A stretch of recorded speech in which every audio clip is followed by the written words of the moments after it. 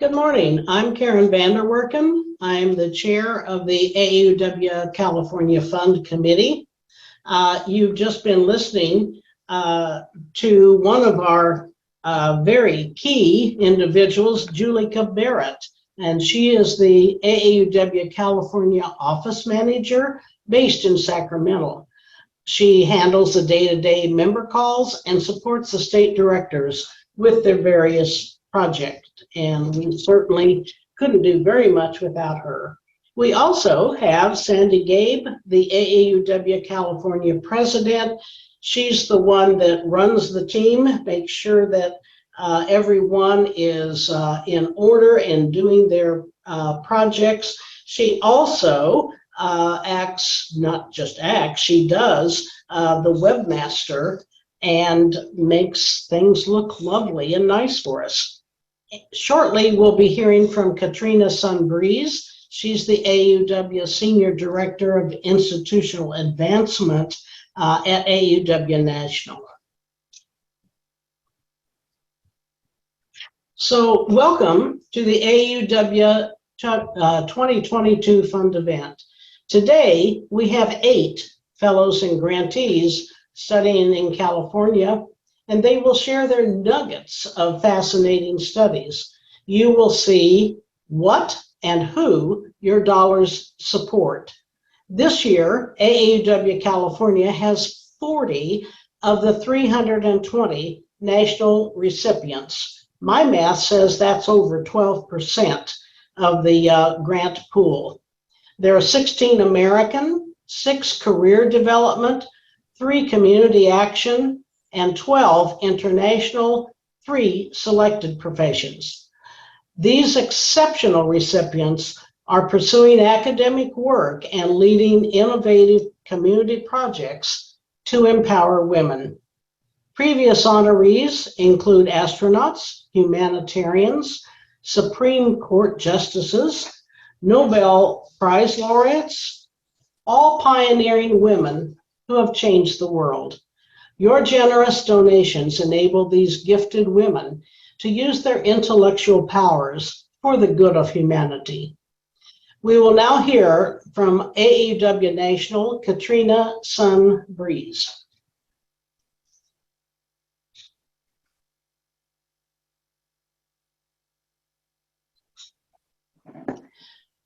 Katrina Sunbreeze is the Senior Director of Institutional Advancement at AAUW's national office. She is responsible for developing and implementing strategy for and managing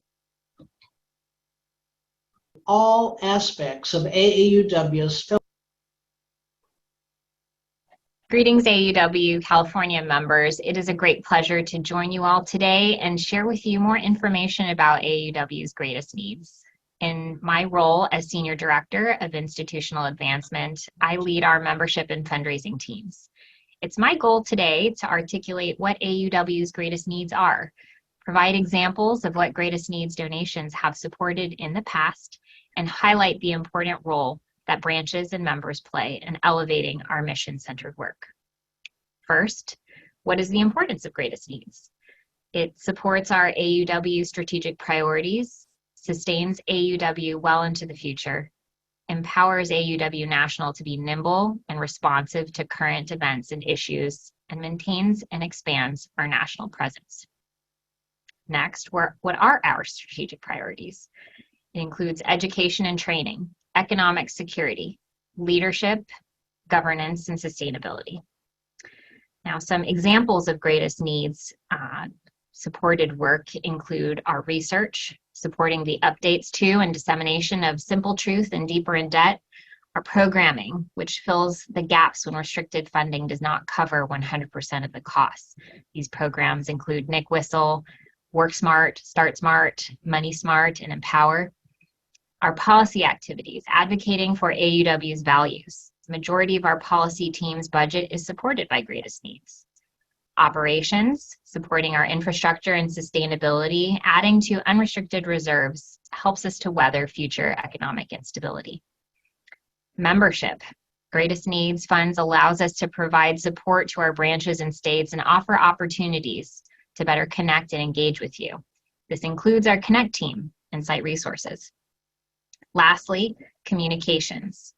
In 2021, we had over 3.1 million social media impressions, and our work has been cited in national publications such as ABC News, Diverse Issues in Higher Education, Refinery 29, MSNBC, New York Magazine, Philanthropy News Digest, Fortune, Market Watch, Forbes, The Hill, Yahoo, and many more. In particular, I'd like to highlight Greatest Needs support of AUW's research, education, and advocacy work, as we have some powerful impact numbers to share. Over 188,000 individuals have taken AUW's salary negotiation programs. AUW's 2018 landmark research report, Deeper in Debt, Women and Student Loans, was updated. 145 colleges and universities, including 32 minority-serving institutions and historically Black colleges and universities, offer AUW's Start Smart salary negotiation training. Over 1,400 college women leaders from 300 campuses nationwide attended AUW National Conference for College Women Student Leaders, or NCWSL, in 2021 and 2022. 68,000 plus letters were sent to elected officials via AUW's 2-minute activist program, and over $6 million, which for us is a historic record, and fellowships and grants were awarded to 320 women due to the fully endowed Fellowships and Grants Fund. Our Greatest Needs ensures AUW's seat at the table in critical conversations advancing gender equity for women and girls. This includes our seat at the White House Gender Policy Council, UN Women, the UN entity for gender equity and the empowerment of women, the White House Equal Pay Summit with President and Mrs. Biden, US NGO Commission on the Status of Women, Speaker Pelosi's Women's History Month celebration this past year, the Institute for Women's Policy Research Power Summit, the UN Department of Economic and Social Affairs Special Consultative Status, and many more. Our branches play an important role in supporting Greatest Needs through fundraising. In addition to making a local impact, branch fundraising for National Greatest Needs ensures each branch is also supporting AUW's mission on a national level. By reaching out to your local community and fundraising from both members and non-members, branches are helping to build awareness about AUW's mission and long-standing history as a champion of equity for women and girls. We have many AUW funds chairs in branches across the country, but of course, especially in California. And these funds chairs lead and support branch fundraising initiatives, assist with stewarding and thanking our local donors, serve as a point of contact from the branch to the national office. And we are so appreciative of the important role that these funds chairs and other member leaders across the country and in California especially are playing. Now more than ever, we need your support. Whether it's the catastrophic effect of the pandemic on women's employment, challenges to women's rights, which seem to pop up every day, snail-paced progress on pay equity and leadership positions for women, or the over $900 billion in student debt held by women, and women's lack of economic security that we continue to face. All of these issues make it even more pressing that we receive your support. Thank you so much for inviting me to your meeting today. I definitely hope to continue to be a valued resource for each of you on the member leader front and with AUW California across the entire state. Really appreciate all the time that you are giving for me today and this platform. And I want to, once again, thank you so much for your support.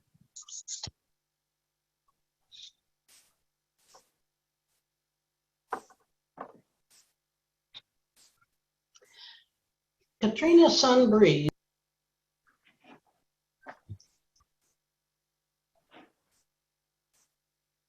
It is my pleasure to welcome Judy Haran, our Legacy Circle guru. She was a charter president of her branch in Corona, Norco in 1973. She quickly gained leadership positions in her district and at the state level, serving on various state committees. Judy was elected as a state vice president and followed that as regional director for California on the national board. She also served 2 terms on the foundation board. Her activities continued over the years with service on national committees. Several years ago, Judy was one of the national chairs for Charting the Course, which raised over $1 million for the fund. Her devotion to the Legacy Circle began at its inception, and she is a tireless advocate to help members understand the necessity of leaving a legacy. Judy? Good morning. Am I here? Good morning. It's nice to be here, and I'm so glad to represent the Legacy Circle today. And as some of you who know me or known me for a long time know that I don't like to stick to the usual stuff, so I'm not going to read from the brochure. I'm just going to tell you my experiences with Legacy Circle. I truly believe that we live on this earth, we should love people, and we should leave a legacy behind us. Part of my legacy is to contribute to the Legacy Circle, our planned giving instrument in AAUW. I did this when it first came out. It wasn't a lot of money. We have no restrictions on how you do this. There are many, many ways to do it. And we're constantly seeking new members. And we really need to do this because our world now is so, shall I say, messed up for the young women and young men that we want to bring to the fore as leaders. It's really important that we leave some kind of legacy when we're not here to guide them, especially in these hard times. So I really encourage people to find out about the Legacy Circle. Charmin Gehring and I share the state. She's in the north and I'm in the south, but we really don't have any boundaries. So you can talk to either one of us, or you can go online for AAUW Legacy Circle and talk to someone at the national office if you prefer that. It's a very simple form to fill out. We can help you with that. And we have lots of people who are joining now. Our membership in California is going up, so that's very exciting for us. And we really want to, push that again. And if you're old enough to remember, as I am, when the Educational Foundation was called EF and it was the heart of AAUW, I still believe that. My heart goes out to anyone who is willing to step up and look at their rest of their life and decide to leave some funds to AAUW. I'm just very excited for that, and I'm excited that we have 40 fellows in the state. We always have so many. And if you need any information, please contact Charmin or me. Or as I said, you can just call the national office and talk to someone there. Katrina is the head person, but we have other people in that department to help you. So I urge you again today to, while you listen to the fellows, know what we're funding, know how important it is for us to keep giving money, because we really need to secure the future for the girls that we want to emulate and further our own mission. And I'd like to leave you with a quote this morning. It's from Dolores Huerta, who is a very leading Hispanic feminist and great crusader. She said, "That's the history of the world. His story is told, hers isn't." Thank you for this opportunity.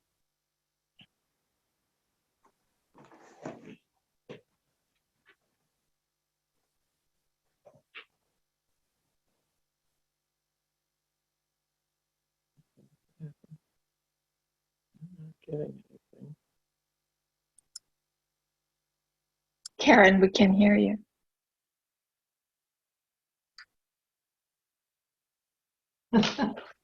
There we go. Let me try that again.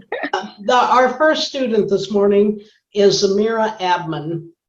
She's an American Fellow at San Diego State University in Comparative and International Studies.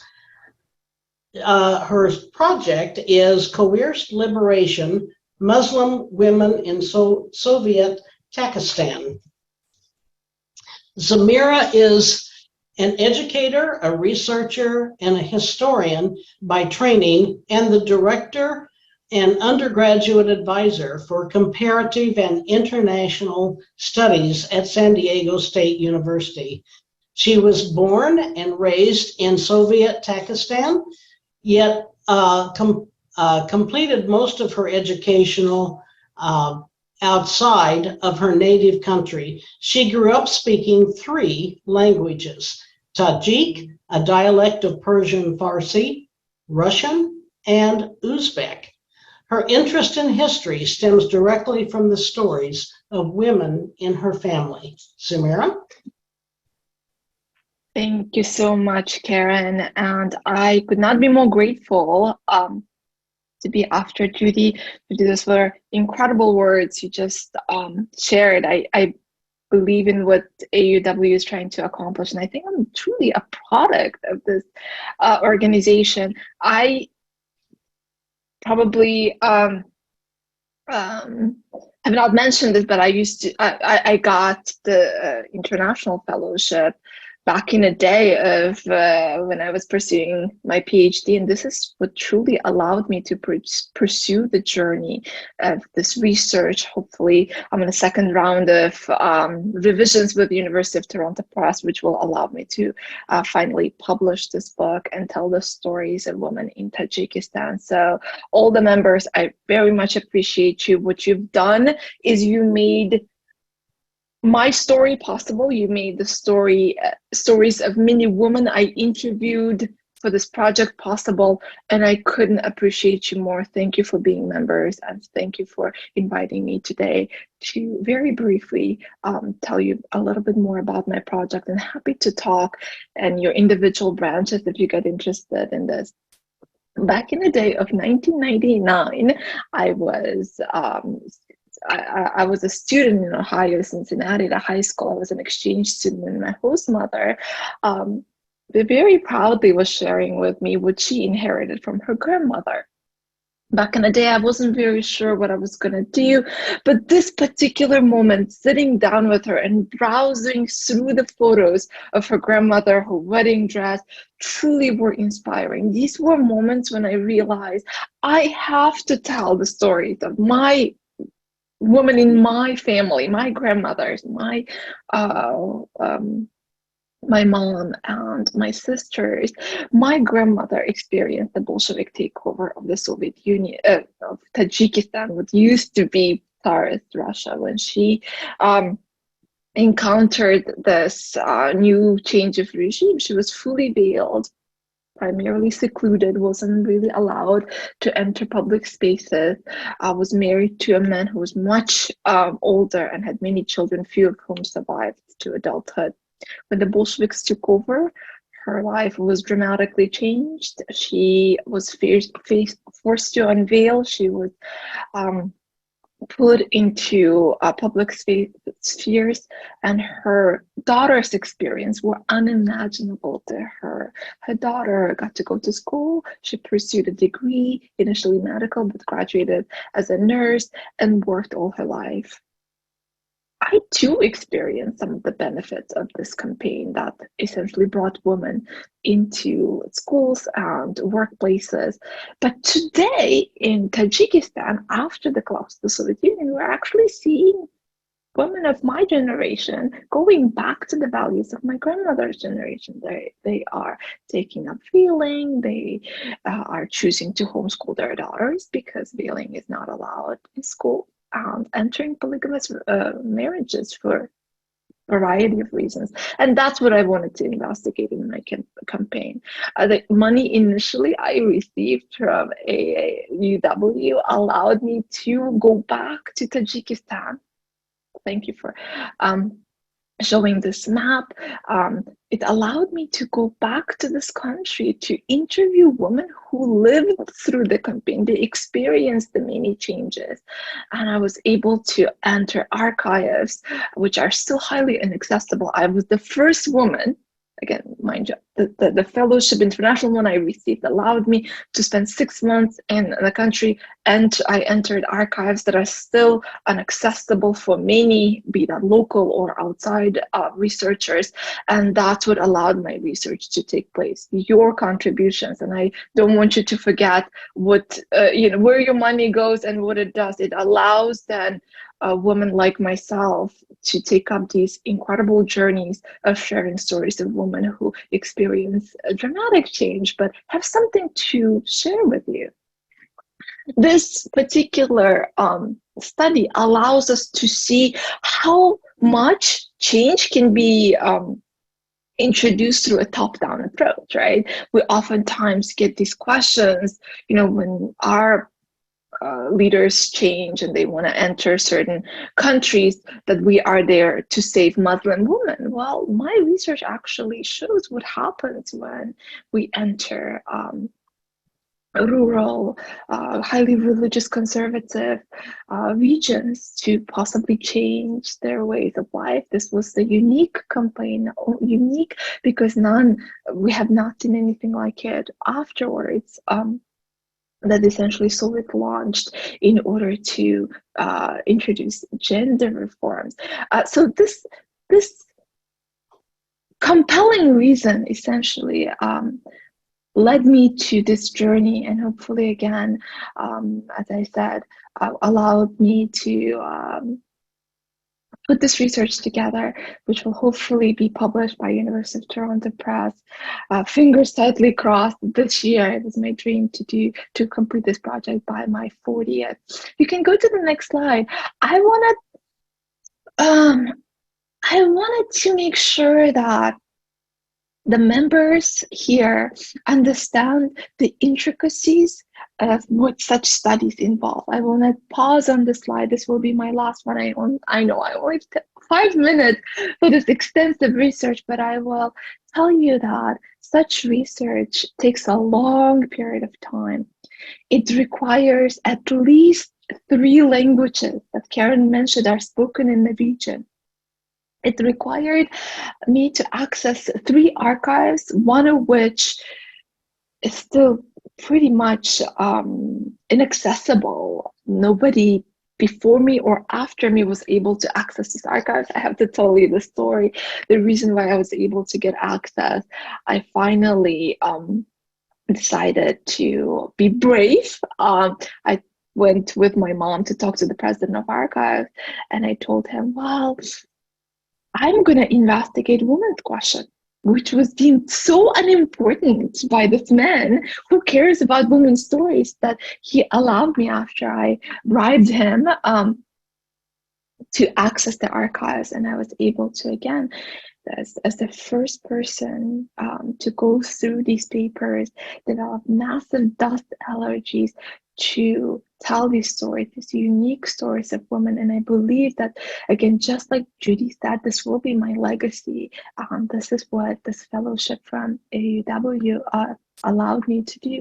I certainly also spent many hours at the National Library and was able to interview women, some of whom were the top politicians of their era.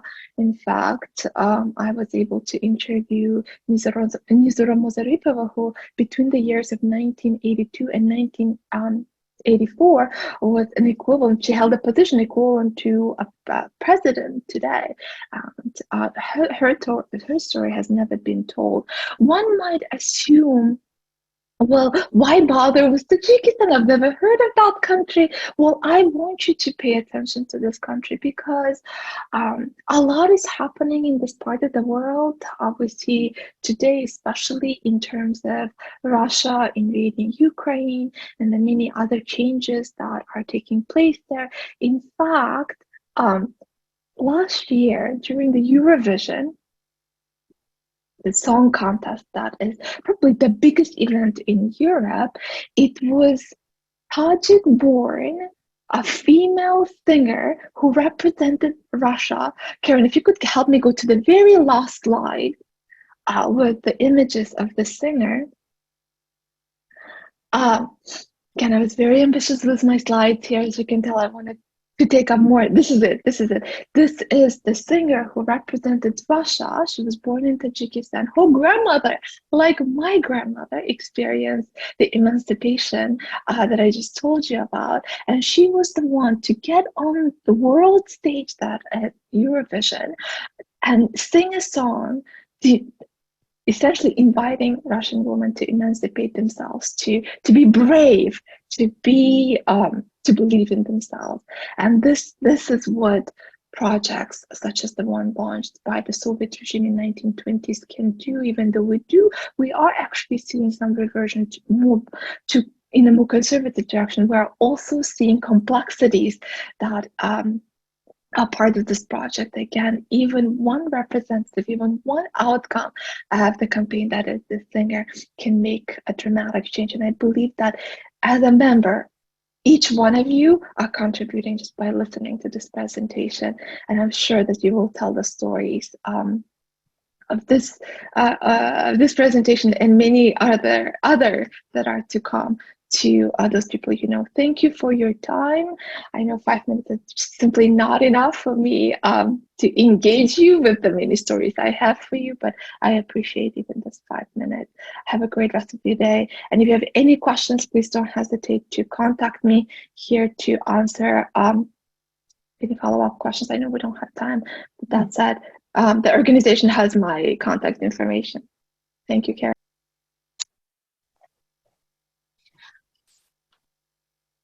Thank you so much. Our next student is Karina Santillano. She is an American fellow at the University of Southern California, sociology. Her project is Race, Class, and Culture, Latinx Coffee Shops in Southern California. Karina Santillano is a first-generation college student and Chicana PhD candidate in the Department of Sociology at the University of Southern California. She uses research to amplify practices of joy and resistance of communities of color facing structural exclusion and disadvantage. She is examining upwardly mobile Latinx populations and cultural life through the site of Latinx-inspired coffee shops, many of which are owned by Latinas in Southern California. Please welcome Karina. Good morning, everyone. Happy Saturday. First, I'd like to thank all the organizers of this morning meeting. I know it takes a lot of hard work to corral so many people and to organize everything. So thank you. As Karen said, my name is Karina. I'm a sociologist on the job market. Send me some good vibes. I'm at USC here in LA. I grew up in San Diego, and as Karen mentioned, I am a first-generation college student, and my research is really investigating some questions through social science that I've really grappled with personally, specifically, the experience of, children of immigrants that have now come into adulthood who are seeking spaces, specifically leisure spaces that speak to their class experience and also their experience as children of immigrants. So in sociology, we call that generation since immigration, right? So the places that, for example, my parents would like to go to or, go to during their leisure time are similar, but also different, right, to the ones I like to go to. As a student, coffee shops have been that main place for me. And so I've been captivated by Latinx. I use Latinx, but as a kind of gender neutral, gender inclusive word to describe people that identify as Hispanic or Latino. So I've been captivated by the ways that Latino, Latinx, middle classes in Southern California have been part of shaping emerging markets. And so you can follow me on my research Instagram, Latinx Cafecitos. But basically going into past work that looks at Latina middle-class entrepreneurs. There's some research, not too much. Hit next, please. And so what this research finds is that access to startup capital, even if they're coming from a middle-class background, we do have to remember that for this group, middle class is still fragile. So access to startup capital differs for men and women. Latina entrepreneurs are often seen as risky investments from banks. So they experience institutional racism and sexism in this sense. And they often have to rely on personal savings, personal lines of credit, familial networks. I talked to women who had to sell their cars and also use fundraising tactics, right? So it's even if they have their college degree, it's still very, very hard to have a brick and mortar. So what we know from this literature is that gender and race and ethnicity inform operation experiences. So the startup challenges continue on to operation. And even for my research, I've seen that that 4 out of the 35 business owners I talked to or interviewed have closed down at some point of the pandemic. So they're again in a fragile state from the initial, right, from the startup. And so missing from this literature are narratives about how motherhood impacts entrepreneurial experiences, and of course how COVID is affecting women and men and those that are parents. So that's what my research is trying to add here, right? Like we know about the startup and operation challenges, but how does motherhood factor in, and how has COVID factored in? So I wanted to answer these questions in my research, and so I conducted 35 interviews about equal, half women, half men in Southern California, so Southern California meaning LA, Orange County, and San Diego. I do have a case study where I focus on one specific shop, which is in LA, and you have some images here to get to kind of get a sense of what I mean by like Latinx coffee shop. So not only are they owned by people that identify as Latinx or Hispanic, but they also incorporate really like symbolic things into their merchandise and food. And then so what I found through interviewing these men and women, here I'm highlighting the women. So if we hit next, we see, of course, that there's economic uncertainty. So for example, Cassandra is a young woman in her late 20s. When I asked her about loan applications for COVID, which this is kind of early on in the pandemic, she said that she was going to get to it, but it was very hard, right? She says it's very laborious, especially food businesses. You have to be fully present, mind, body, soul, and everything. You can't half-ass it. And having that mental space to come home after a long day to apply to that, it can be hard, especially if you don't have the help. So Cassandra is giving us, right, her perspective as a young Latina woman who has started her coffee shop. She does employ some family members, and even gave a few jobs to close family members after they lost their jobs at the beginning of the pandemic. And as she says, it's very exhausting, right? Figuring out menu changes, figuring out, trying to attract people and to-go services, delivery services. And so applying to small business loans at the end of the day is just very difficult. As you can imagine, it requires a lot of reading and compiling papers, right? Secondly, I saw that there were also silver linings for these women. So for example, Cynthia opened up her coffee shop with her cousin. Cynthia said, she's also a single mom of 2 children, 2 elementary age kids, so they're young.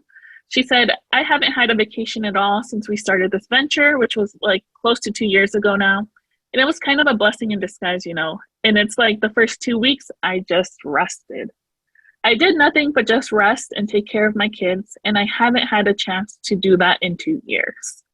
So even though Cynthia was also experiencing the economic uncertainty like Cassandra, Cynthia, because she's a mom, also saw, being able to spend time with her kids during this uncertain time as a positive thing. She says she hasn't had a vacation in 2 years, right? Which also makes us think about how we can support small business owners who are mothers, right?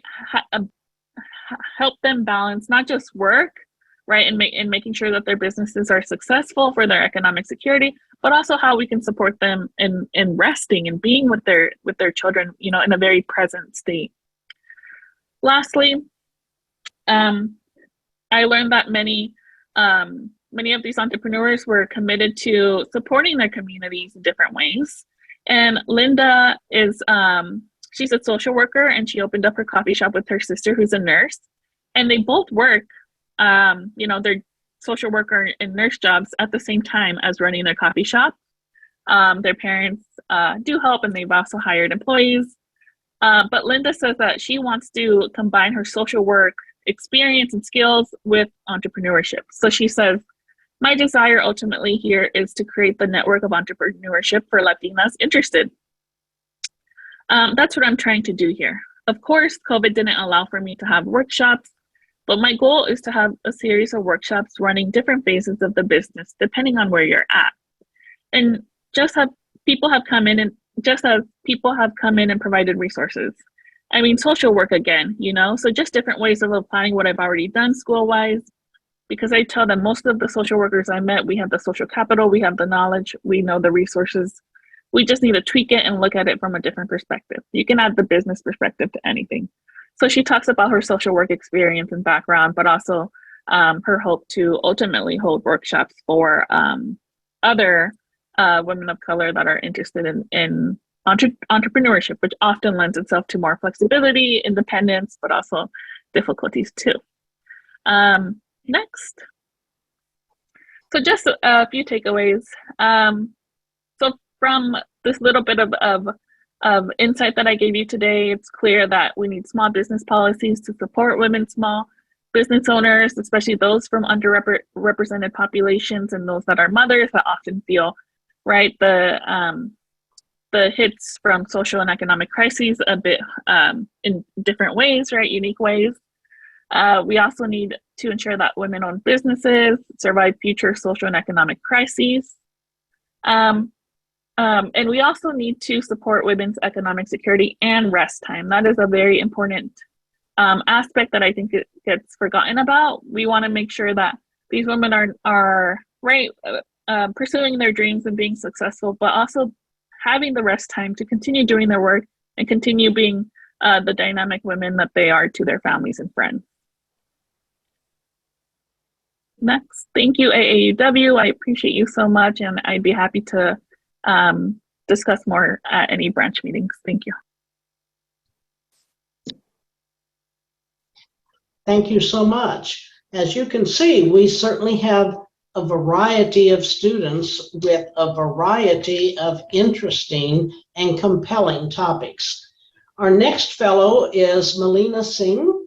She is an American fellow at the University of California, Santa Cruz. Her project is examining discourses of pregnancy and punishment among perinatal nurses. Melina Singh's work examines how seemingly neutral social policies contribute to gender, race, and class inequality.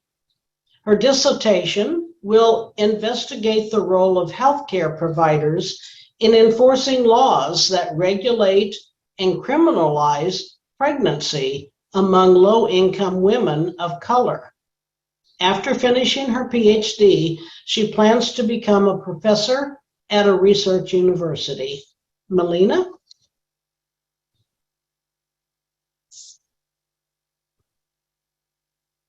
Hi, thank you so much, Karen, for the introduction. My name is Melina. I'm a 7th-year PhD candidate at UC Santa Cruz studying psychology. And throughout graduate school, I've been really interested in reproductive justice beyond the right to an abortion. So over the past several decades, and long before the overturning of Roe v. Wade, thousands of pregnant and postpartum women across the US have been held criminally liable for alleged fetal harm. So in other words, women are being prosecuted for experiencing adverse pregnancy outcomes, such as miscarriages, stillbirths, and fetal injuries. Women who have tried to self-induce an abortion, have attempted suicide, have used illegal or even legal drugs, or declined to follow their doctor's advice, have faced consequences ranging from terminated parental rights to civil commitment to homicide convictions carrying long prison sentences. And it's important to note, many women who are arrested for their conduct during pregnancy ultimately deliver healthy babies. So in other words, no adverse outcome occurred. In cases where an adverse outcome did occur, such as a miscarriage, there's no scientific basis for attributing responsibility solely to the mother's actions. A central ideology that guides these punitive legal decisions is fetal protection, or the idea that fetuses deserve equal or superior rights relative to the mother. This ideology influences how prenatal care is delivered, because healthcare providers often consider the mother and the fetus as two separate entities with potentially competing interests. Healthcare providers are key enforcers of pregnancy surveillance and criminalization, as I'll discuss in a minute. So my dissertation focuses on the role that nurses' attitudes and beliefs play in reinforcing or challenging the criminalization of pregnancy among low-income women of color. And I really like this quote from legal scholar Michelle Goodwin, which really powerfully illustrates the intersections of these issues. She writes, "To be pregnant and poor in the United States is to play a game of roulette with one's privacy, presumed confidential relationship with medical providers, and basic constitutional and medical rights." Next slide, please. Without providers' involvement, prosecutors wouldn't have evidence to bring charges, and they wouldn't be aware of potential criminal activity in the first place. Fetal protection laws are problematic because they compel healthcare providers to treat substance dependence as a crime rather than a complex disorder. By collaborating with law enforcement, healthcare providers undermine their fiduciary duties to patients and discourage women from accessing prenatal care due to fears of being arrested. Criminalizing pregnancy also exacerbates race and class disparities in maternal health. Consistent with past research documenting pervasive bias in healthcare settings, women of color, specifically Black women, are nearly twice as likely to be reported for pregnancy conduct. The images you see here are of women who were arrested after being reported by medical staff and who spent time in prison or on probation before their convictions were ultimately overturned. Next slide, please. To better understand these processes, I'm interviewing nurses in the Central Valley in California who work with pregnant patients. The Central Valley is an ideal location to examine state interventions into pregnancy because of its higher than average rates of poverty, infant mortality, and illegal drug use. Next slide, please. So the goals of my study are to gain a deeper understanding of nurses' attitudes towards maternal-fetal conflicts, beliefs about pregnancy risks, and how these beliefs inform attributions for adverse birth outcomes, as well as investigate how nurses' constructions of motherhood are informed by intersecting race, class, and gender stereotypes, examine how nurses balance their duties to pregnant patients with legal obligations to report suspected fetal health risks.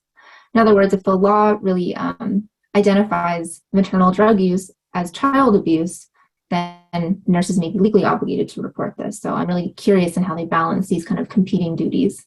And finally, the study will assess nurses' support for and opposition to the criminalization of pregnancy. I'm hoping that these findings will deepen our understanding of how racist, classist, and sexist beliefs might influence the care of marginalized women and ultimately contribute to the criminalization of pregnancy, as well as provide really important context for nurses' motivations for participating in or resisting regulatory systems, and inform strategies for challenging discriminatory policies that disproportionately target low-income mothers of color. Next slide, please.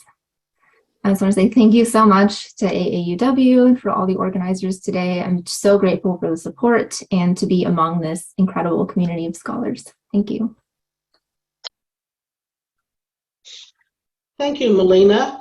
And kind of a sidebar note, she had asked in practice session to have us send out information to the Central California branches, and that has been done. So hopefully she'll get some input from those and maybe do some additional speaking events. Our next student is Aishwarya Borat. She's an international fellow, and she's with the University of California, Irvine. Her project is Well-Being Impacts of Extreme Weather Events, Case Studies from India. Aishwarya Borat studies environmental planning, resilience, and risk management in developing countries. She focuses on the issues of justice in disaster management procedures. Her research project explores the factors influencing the recovery of households impacted by large-scale flooding events in India. Prior to pursuing a doctorate, she worked on the preparation of a hazard mitigation plan for Central Virginia. Through her research, she wants to work forward towards bridging the gap between academia and practice in disaster management. Please welcome Aishwarya. Thank you for the introduction, Karen, and thank you AAUW for the opportunity to present my work today. So my dissertation focuses on the well-being impacts and recovery of households following large-scale flooding events in India. Next slide, please. In the past few decades, communities in India and around the world have experienced an increase in the intensity and frequency of extreme weather events, and it is projected to increase even in the future. Simultaneously, while this is happening, countries in the global south are experiencing rapid population growth and growing development in precarious settings, and a widening gap between the rich and the poor. In India, flooding impacts approximately 2.6 million human lives annually. In fact, in the last few months itself, the northeastern states in India, cities like Delhi and Bangalore, have been impacted by severe floods. As we all know, recovery following these disasters is never uniform. If we look at the statistics from Hurricanes Katrina and Maria or the Indian Ocean tsunami, it has always been the marginalized and the poor that face severe impacts and take longer to recover.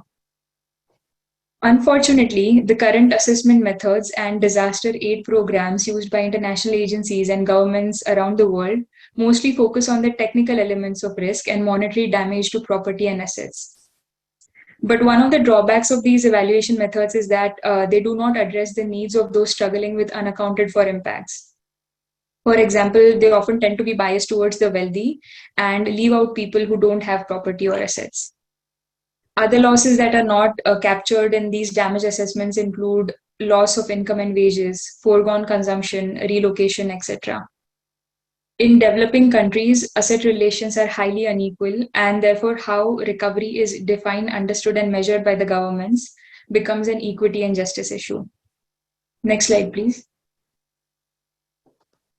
So in my study, I want to focus on economic recovery, which is a more comprehensive and equitable way of approaching recovery. I try to move away from property damage assessments.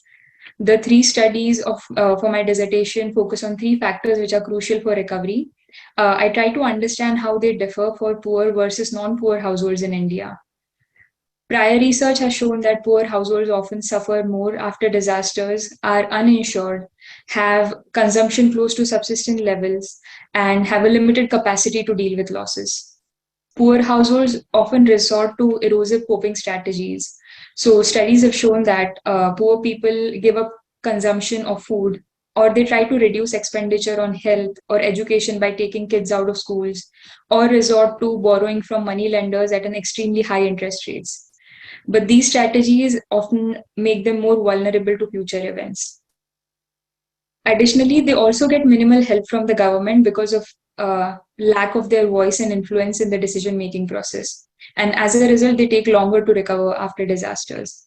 In my dissertation, I focus on three factors which are important: social networks, household coping, and disaster governance, to understand how they differ for poor versus non-poor households and how they impact the recovery eventually. Next slide, please. For the last few years, I have been conducting interviews with people impacted by floods in Maharashtra. It's a western state in India. These are some of the images from the 2019 event in a small town called Sangli in Maharashtra. The household who shared these images with me was impacted by the event and owned a catering business, which was completely destroyed by the floods. So they lost their major source of income.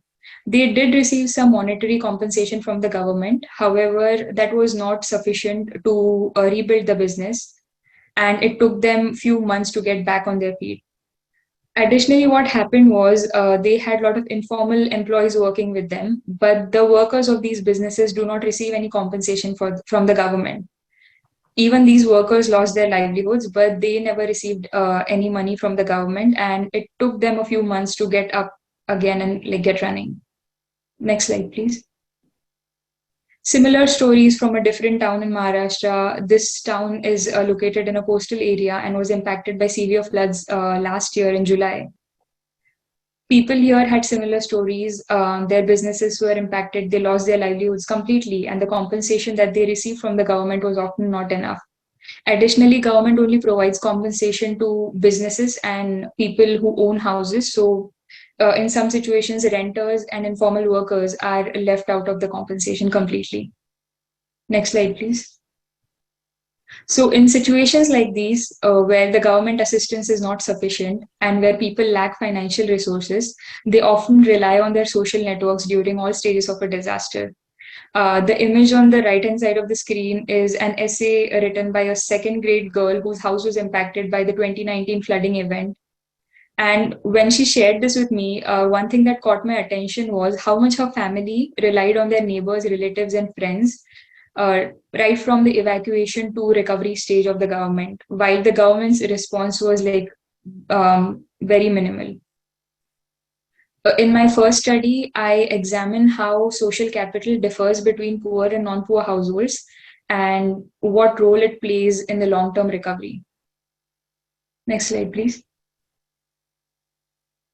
Based on the preliminary interviews that I have conducted so far in Sangli and Chibrun, it was found that the compensation that is provided by the government, as I mentioned before, is insufficient to assist in any form of relief and recovery. So in these situations, households then resort to erosive coping strategies or coping strategies if they are not don't belong to marginalized group. So households in Sangli and Chiprun mostly borrowed money from formal and informal sources and relied on help from neighbors and their friends. In this study, I want to understand what are the differences in choice of coping strategies and based on households' economic status and how eventually it impacts their recovery. I will be conducting household surveys in Chiprun in December and January of this year. Next slide, please. And the last crucial factor is disaster governance, or how government policies affect the recovery of households, especially in a setup where poor people often lack a voice in the process. To understand this, I will conduct in-depth interviews with the impacted households in Chiprun this year. The contribution of this study is that I am trying to move away from the traditional assessments which are used by the governments and disaster aid organizations by focusing on a welfare-based approach. The way these concepts are defined and evaluated has implications for planning and policy. Currently, there's no consensus in the field in terms of how recovery is measured and defined. Therefore, depending on how the policymakers or lawmakers define it, will have an impact on the outcomes that they select for evaluating policies, the policies that they implement eventually, and the people who benefit from it. Thank you. Next slide, please. Yeah, I want to thank AAUW again for giving me the opportunity to present today. I'm grateful for this amazing fellowship, which allows me to focus completely on my research and data collection for this academic year. Thank you. Thank you so much. Our next student is Jessica Moss. She is an American Fellow at Claremont Graduate University in Religion. Her project is Interfaith Communities, Relationships in Third Space. Going to find out about that. Jessica Moss is pursuing her PhD in Cultural Studies, focusing on the motivation, experiences, and contributions of women and non-binary individuals in local interfaith communities. Utilizing oral history methods and building on her personal engagement with community-based interfaith work, she hopes to provide a nuanced understanding of institutional as well as organic interfaith relationships. By doing so, she hopes to become a leading researcher in the field of interfaith studies. Thank you, Karen. Can everyone hear me? Yes. Thank we can hear you. So if we can just go to the next slide, I am extremely grateful to be here. I'm very excited about this project. I am in my third year of my PhD program, and I've been working in interfaith communities for about 12 years. We can go to the next slide. This project is a post-colonial transdisciplinary project utilizing cultural geography as well as psychoanalytics. And I was able to collect 58 oral histories of women and non-binary individuals that do interfaith work in various ways in Southern California, or at least connected to Southern California. Next slide, please. So my overarching question is, what are the motivations, experiences, and contributions and critiques of women and non-binary individuals in these interfaith spaces? And working from this question, I first define interfaith based on what the contributors bring up. And that is, the interfaith is kind of looked at in two ways. It's a grounded space, it's physical, it's located, it's geographical, but it also is an effectual experience. And in those experiences, there are opportunities for discomfort and tension and conflict to be experienced, as well as hope for the future and what interfaith engagement means to the individuals personally and communally. Next slide, please. So the 5 main focuses of my dissertation is to start with an understanding of what interfaith in America looks like and conceptualizing the terms of interfaith. Interfaith is conceptualized in this project in 3 ways. There's an intentional aspect of interfaith in that religious communities as well as civic entities will create interfaith spaces when they feel that there is a need for religions to engage with one another. There's an institutional piece, which is when individuals from different faith communities or nonprofit communities come together to create a interfaith council or some kind of nonprofit organization. But then there's also organic interfaith, and this is where most of the individuals in this project find the most benefit of these of interfaith engagement. The second focus is the motivations for interfaith engagement. So most of these individuals come to interfaith spaces because there's something in their family of origin that prepares them to enter into these interfaith relationships and communities. Something that I'm calling an interfaith ethic. The interfaith ethic consists of the ability of someone to be curious about a religious other, a desire to present an authentic self and an authentic piece of religious practice, as well as a willingness for others to be authentic. And then finally, this motivation of hospitality. Something that is important to note in these oral histories, not only the women that engage in these spaces are coming from diverse families, a majority of them are immigrant families, but they also are impacted by historical events such as 9/11. Of the 58, every single person used 9/11 as a touch point in when they started to engage with interfaith communities. And then more recently, the election of Donald Trump was also a touch point. The third place that I want to focus this research is the relationships that are formed while most of these individuals engage in interfaith initially in an institutional way, coming to an interfaith event or meeting. Most of them form organic relationships outside of those institutional spaces. And that is where what I'm saying, real interfaith engagement, where real interfaith engagement takes place. The fourth piece is the lived religion in third space. So interfaith becomes a space that is not civic, where the concern of separation of church and state exists, but it's also not a home religion or a house of worship, a doctrinal space. Where most of these women, especially those that are coming from conservative traditions, really have no voice. So interfaith becomes the space where they have latitude to serve and have leadership positions.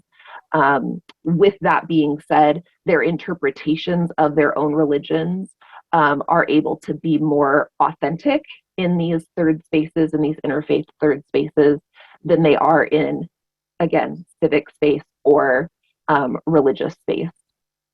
And then finally, the last piece is the imaginings. What does interfaith look like in the future? Most of these individuals, even though they came to know each other because of these institutional interfaith spaces, most of them have stepped away from institutional interfaith and focus on organic relationships because of the critiques that they have of institutional interfaith. Mostly that even in institutional spaces, it's heavily run by men. There's a lot of patriarchy.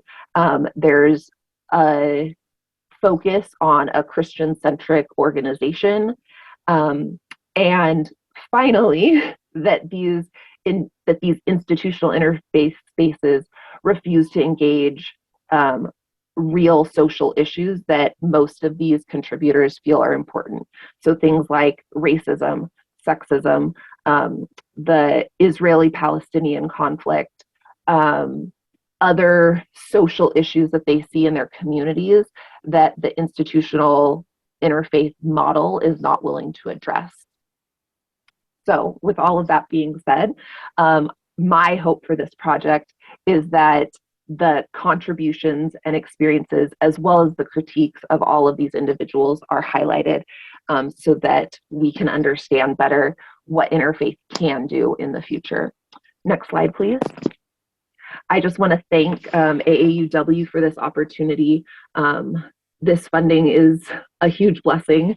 I work full-time at a local university, and I have two really cute boys, but throughout my academic journey so far, I've had to work full-time and take classes full-time, which has been a bit of a strain.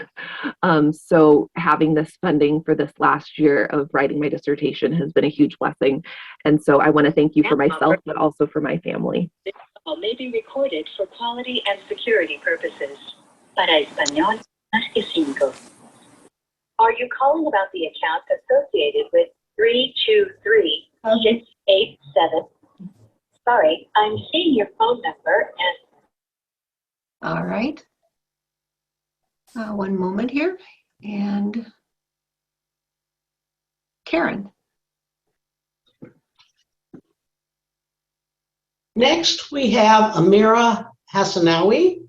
She's an international fellow studying at the University of California, Davis in humanities, ethnic, and cultural studies. Her cultural and performance studies. Amira Hassanawi's work aims to demystify marginalized performance idioms practiced by Black Tunisians. Born and raised in Tunis, Tunisia, she incorporates film and photography in her research, and she aspires to create a hybrid project that features a museum exhibition of the material culture of these idioms. In 2017, she received a Master of Arts in Popular Culture from Bowling Green State University, where she was president of the Graduate Student Senate and Graduate Women's Caucus. Amira? Thank you so much for the presentation. Can you all hear me? Yes. Perfect. And then just like a very quick correction, I'm actually at University of UCLA, University of California, Los Angeles, not Davis, just to make sure. And so I am a first generation to get an education in my family. I am a product of women who suffered, fought against system of oppression, survived, and they still do. So everything that I've been doing in my research is a result of navigating different layers of my own positionality, country, politics. I came to this research when I started questioning everything following the Tunisian Revolution in 2011 that led to what's called, once upon a time, the Arab Spring. Slide 1, please. Thank you. My research takes its subject, trance-induced music among Black Tunisians communities in southern Tunisia, working with followers of the local Sufi Saint Marzouk Shushan, and especially women devotees. I observe and participate in little-studied performance idiom called benga, important to healing, problem-solving, and social identity. My research evokes the theme of gender as a fundamental component to understand women's roles in assuring the cohesion and continuation of trance healing practices. While women do not take part in benga dances, nor do they play musical instruments, the audience members, they provide different yet essential labor crucial for the success of the ritual performances in ways I hope to investigate as adjunctive in its own right. My ethnographies include oral stories, visual artifacts, cultural documents, and personal histories. I also ground my work in the valorization of community knowledge through film documentation and photography. Slide 2, please.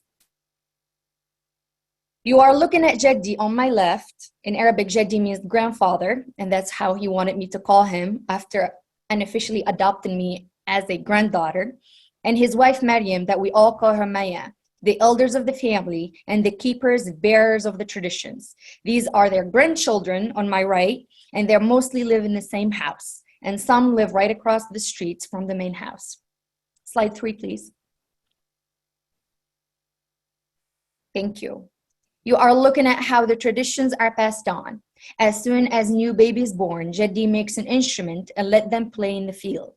When I first started my field work, some of these babies were not even born. And now they walk, they talk, they come hug me, they can wait for me until I get to the field.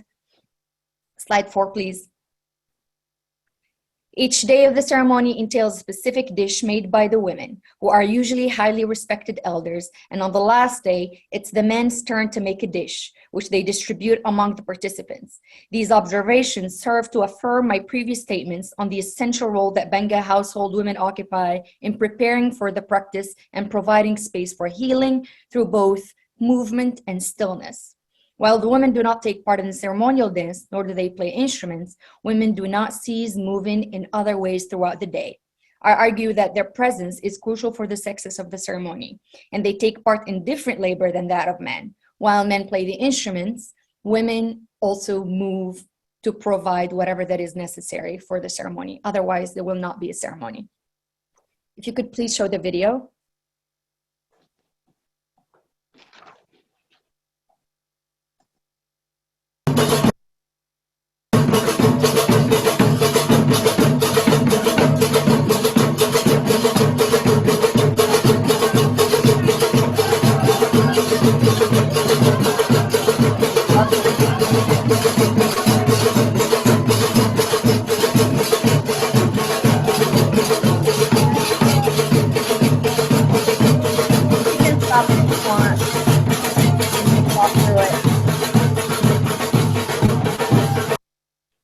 Thank you. So what you just saw is that just a few seconds of a ceremony. What I was trying to do with my camera work is that I focus on the women preparing the food rather than the men playing the instruments and the whole ceremony. And by doing that, I wanted to pay tribute to the labor that women engage in, and call it as important as the ceremony itself, if not like it is what make the ceremony successful. Next slide, please.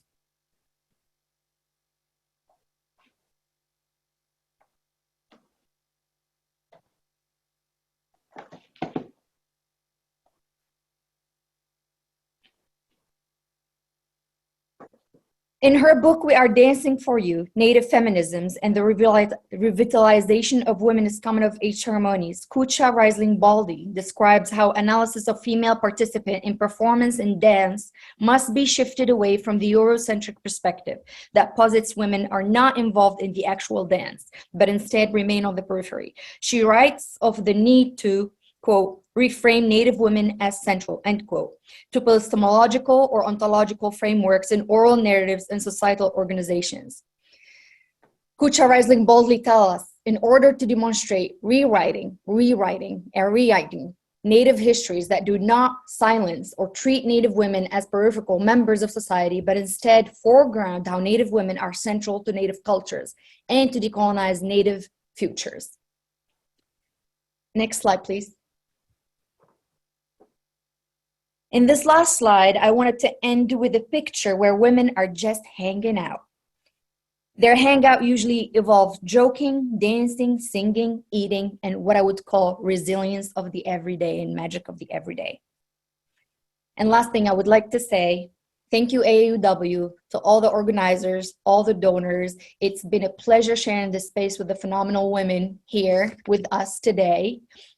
And thank you for the opportunity to provide me and scholars and researchers like me to pave the way for other women to tell stories otherwise we will never hear about them, or we would have never allowed space for them. Thank you so much. Thank you. Our next candidate is Chelsea Sparty. She's a career development grant studying at the University of California, Berkeley. Rethinking Resilience, Social Impacts of Electric System Governance in Puerto Rico.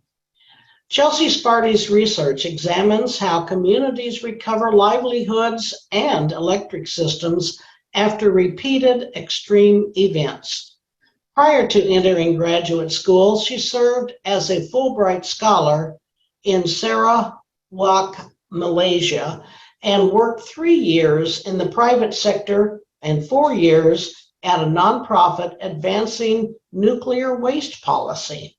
She is a master's student in the Energy and Resources Group at the University of California, Berkeley.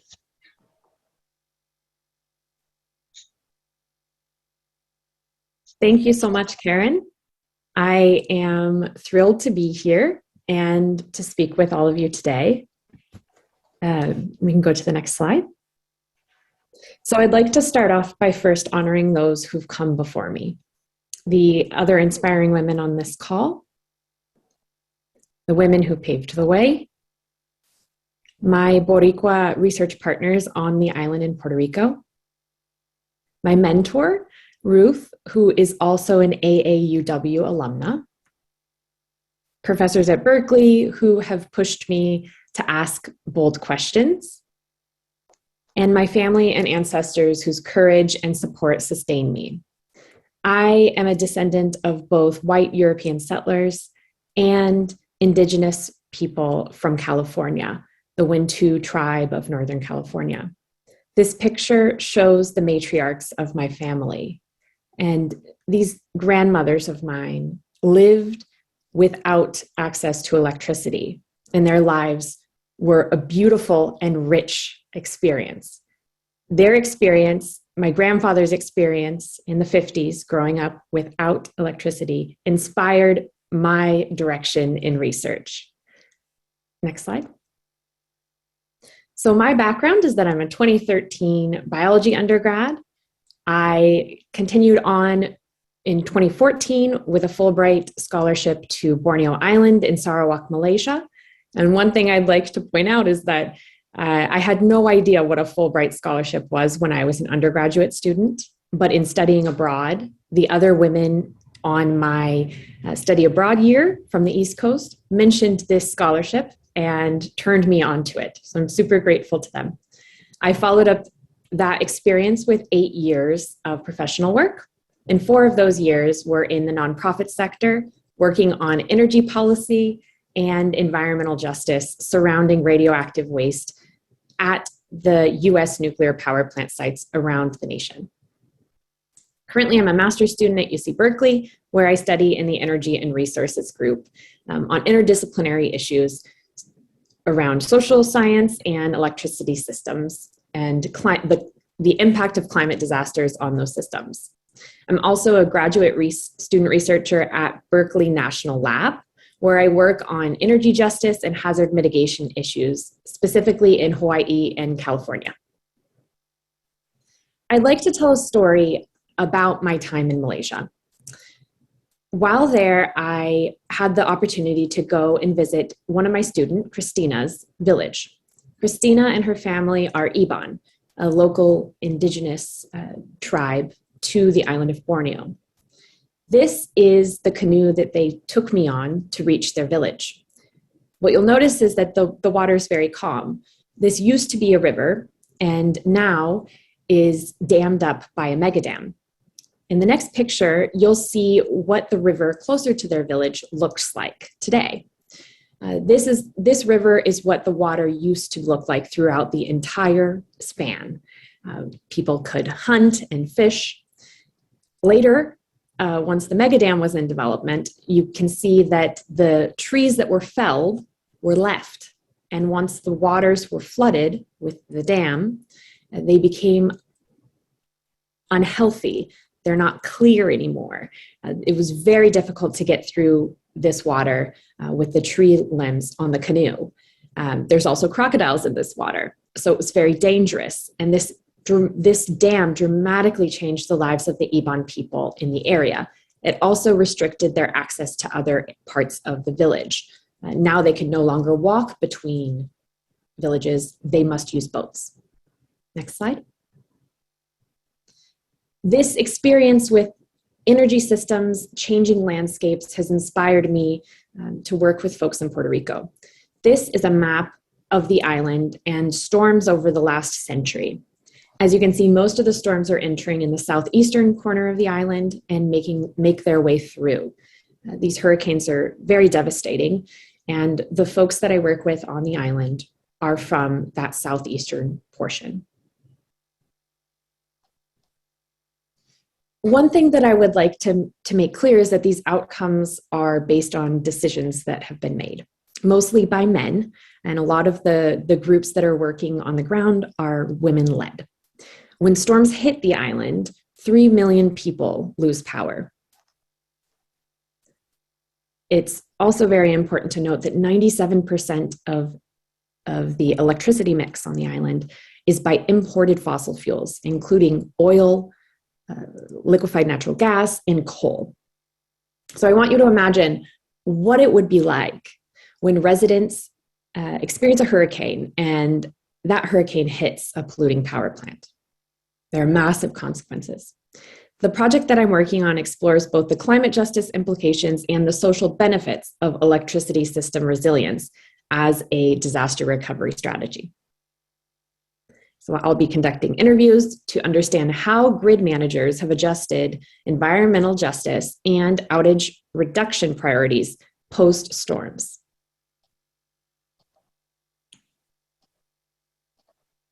I'm so grateful for your support, for your willingness to step in, AAUW members, to support work that is humble and that is co-led and collaborative. And thank you for the way that you're encouraging the next generation of scholars.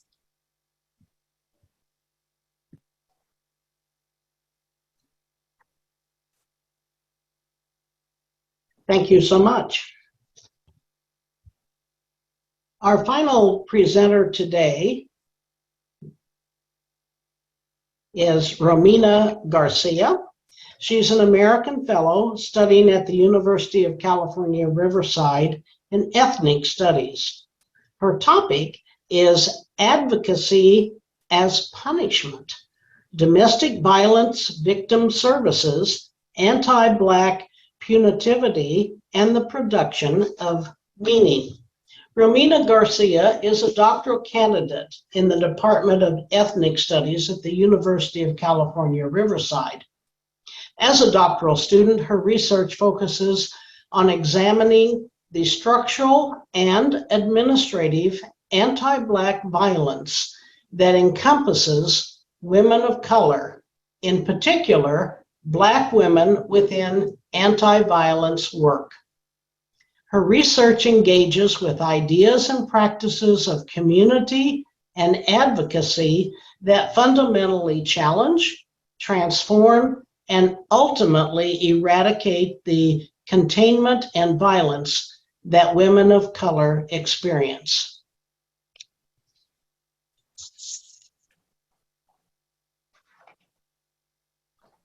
Thank you, Karen. Next slide, please. So as mentioned, my name is Romina Garcia. I'm a doctoral student at the University of California, Riverside. I am a doctoral student in the Ethnic Studies Department. Thank you, AAUW for having me here. Excuse me.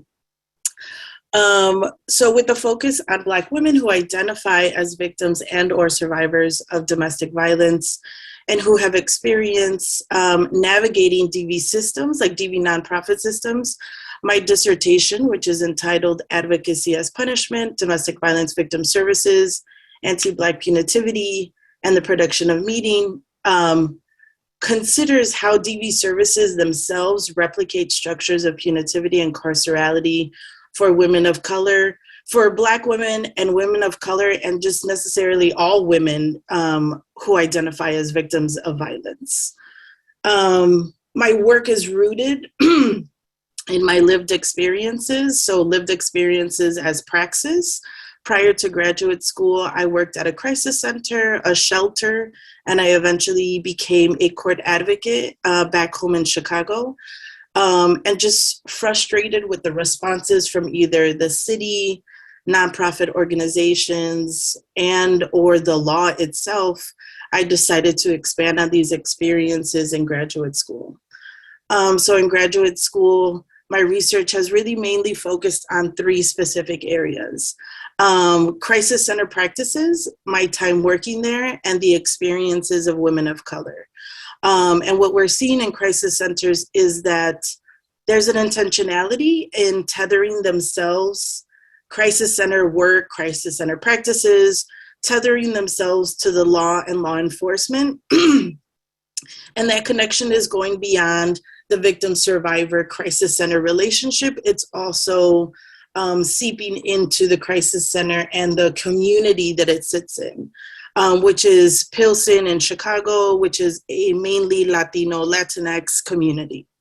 For shelter practices, my work, excuse me, my work also looks at how the shelter runs itself, my time there, and the experiences specifically of the Black women and the Black families that lived at this crisis center, at this shelter. I apologize. This shelter specifically is situated in Garfield Park, which is a predominantly Black community on the west side of Chicago. And what we're seeing in shelters is that victims and survivors of violence are being treated through a very carceral lens. Surveillance and carcerality is aimed specifically at victims and survivors of violence. And lastly, I'm looking at state-sponsored responses to domestic violence. And by that, I mean mandatory arrest laws and failure to protect laws. Both have been revealed to be aimed not only at women, women of color, but essentially the victims and survivors of the abuse itself. Next slide, please. And lastly, and I think just as important, is also my work also is attempting to conceptualize this idea of speculative advocacy. So we're essentially trying to create the world after the end of the world. And it's not prescriptive. We don't have this like concise idea of what we should be doing, what we shouldn't be doing. But I think looking at the before, maybe seeing what has worked, taking those little pieces and trying to create or begin to build a space of otherwise. Thank you so much.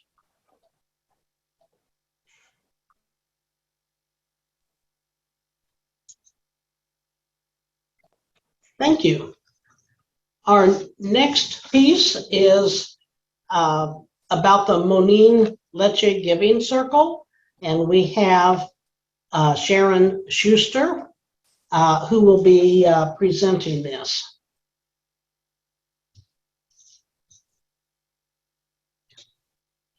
Sharon Schuster has held many leadership roles in AUW and other organizations.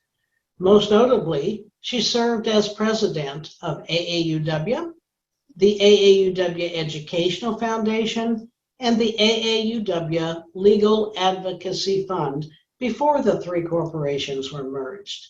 She continues to support AAUW by leading the Monine Leche Giving Circle. Hello.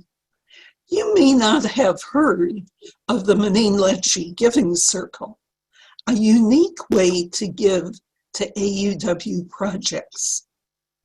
Monine Leche was the epitome of an AUW volunteer and giver, always going beyond what was asked to contribute in both time and money for AUW. 25 years ago, we formed a giving circle to commit to funding projects within AUW that might not have happened without our support. We funded the printing and distribution of a number of research reports, such as Crossing the Line about sexual harassment in schools, Solving the Equation, the variables for women's success in engineering and computing, and Deeper in Debt, Women and Student Loans. Note that we are still working on these issues and many others that have been on AUW's agenda for many years. We funded community action grants in California when R&P funds ran out, and we have funded Get Out the Vote campaigns. Our commitment is always to projects funded with current funds rather than endowed funds. We choose the projects we want our contributions to enhance. Our individual commitment is to contribute at least $300 a year. That's if we've been giving at what we call the chocolate club level already. If a member has not been giving at that level, we ask for $500 for the first year and then to raise it to $1,000 in 2 years. Those that make such a commitment then become a member of the Giving Circle and participate in the decision-making about new projects. But anyone can make a contribution to the Giving Circle in any amount by noting that they wish their contribution to go to fund number 8229. We are currently in the process of working out the details of our next project, and you can be part of that decision. Contact me for more information, or if you have questions about the Monine Leche Giving Circle. Thank you. Sharon Schuster has held many She's so good, sometimes you just have to say it twice. So.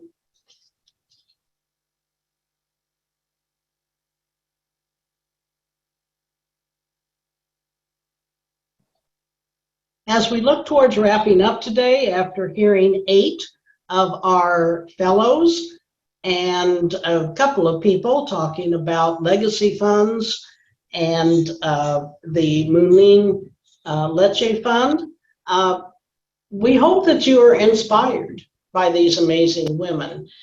They're tenacious and trailblazing. We're advocating for women well into the future. You may schedule one of these speakers to attend a branch or IBC event, and we encourage donations towards our annual goal of $525,000. We're close.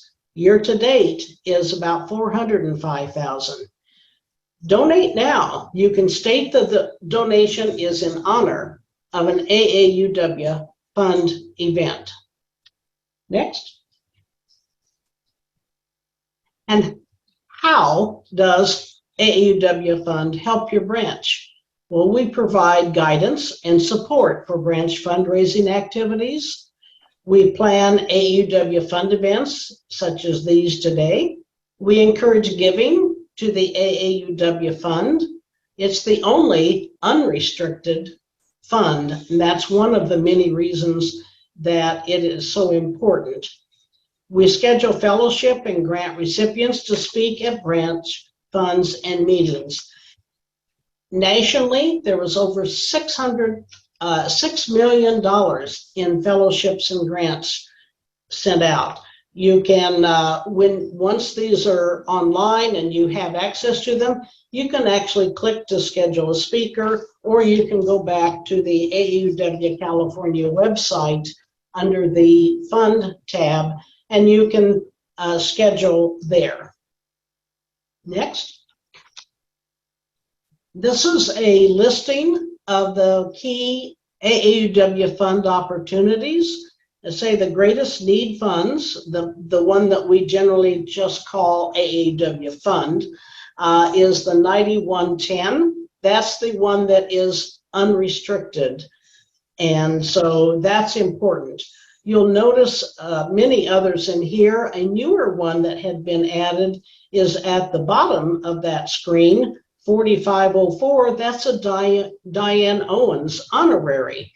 So Diane is our most recent past president, and the branches in her area said with her outstanding contribution as a state president, and previous to that, an AAUW Fund director. She's been on and remains on national boards. So it's another place that we can give donations. Next. The key dates giving to count on this fiscal year is December 31st. There are name gifts and there are state name gifts. Every year, AAUW California Fund Committee honors California members who've done outstanding work in supporting the programs and goals of AAUW Fund and AAUW California. For branches, a named gift is a special way to pay tribute to an individual, a group, or an organization giving extraordinary service to AAUW. Branches can nominate a named gift honoree for each $750,000 contributed by the branch or branch members on or before December 31st. You can find the nomination forms on this site here, or again on the AAUW California Fund site. State name gift is given to an AAUW member who has done an outstanding work to promote the programs and goals of AAUW California. Please submit only one nomination per branch. Next. It's time to thank the people who made this happen. We have a whole team effort here. We have the Fund Committee, Judy Haran, Carmen Goring, Deanna Arthur, Elizabeth Bathgate, Jan Cook, and Sharon Westifer. On the Communications Committee, we have Randa Blanding, Julie Cabrera, Don Johnson, and Linda Slater. And of course, we have our leader, President of AUW California, Sandy Gabe. Thank you so much for attending.